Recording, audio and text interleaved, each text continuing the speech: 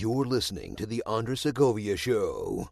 Hey everyone, it's Andres. I'm interrupting my show's hiatus to bring you a reaction to big news that I've talked about in my mostly YouTube series, Local Broker Reacts. If you're not familiar with my real estate series where Local Broker Reacts, it was an unintentional series of episodes I ended up doing in discussing Cal Exit, or the California migration, or California Exodus, however you want to label it. Hashtag Cal Exit.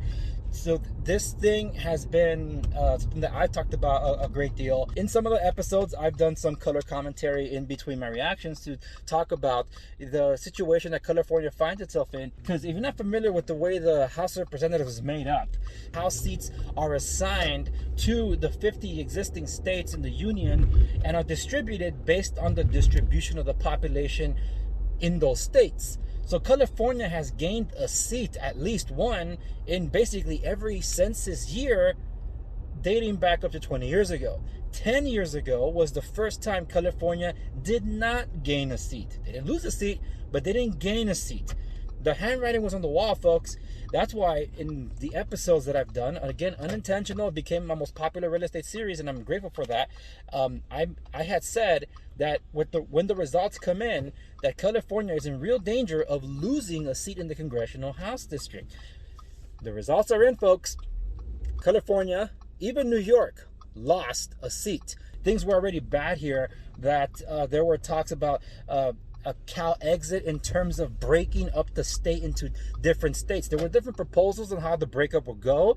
They would break it up into 3, North, Central, and Southern California. Then there was another proposal saying break it up into 5 different states, and they were kind of breaking it up almost along party affiliations. Like, okay, keep the liberals and the leftists in one section, keep the conservatives and Republicans in another one, and keep the agriculture to its own, untouched by the policies and the politics of all of them. None of those plans ever panned out, but the point is that this was proposed, this was discussed, this was attempted to be done, and that's where hashtag Cal Exit began, kind of inspired by the whole Brexit thing that happened a few years ago. Well, again, that didn't pan out, but what did happen, Cal Exit became the California Exodus. As I said, and this is not an end cap, but it feels like an end cap because it reinforces the very things I was discussing. See, whenever in discussion, let me check my seatbelt. Whenever there's any discussions about politics and things, the problem is that people get emotional about the whole thing, right? And when they get emotional, if they disagree with you, even though you're not citing an opinion, you're citing facts. What they'll say is it's your opinion. So they can brush off what you're saying and put up a defensive shield so they don't have to accept what you're saying. People that are on one side of the political aisle have been criticizing the other side that's been leaving the state and saying that they're going to turn those other places into echo chambers, or they're going to echo chambers. Like, well, what do you think California is? California is an echo chamber. It's basically a one-party state. But on top of that, there have been, before this mass migration towards the latter years that this has been happening, it's changed the setup of certain states that basically made it more competitive politically, and it's kind of ruined the local economies there that have enjoyed more laissez-faire with their economies, because those that early on left from here did not change the way they voted, and voted in the very policies they were running away from. So places like Idaho or even Texas have run into that issue. Look at what the big contention with Arizona and the shocker that it was for a lot of people last year during the election. These kind of things have ramifications, and if you're not paying attention, you should be paying attention, because this is beyond politics. It's also economics. It's also cultural.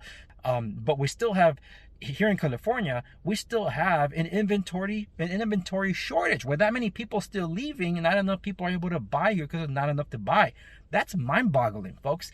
So it's interesting to see what this all will mean, because some people have their idea of what will ultimately happen. Some people say California's fate is sealed. It's the Democratic People's Republic of California. That's my terminology. Other people say that there's still a great number here that can change, and people are waking up to the reality of things to be able to make a change here in California, and only time will tell.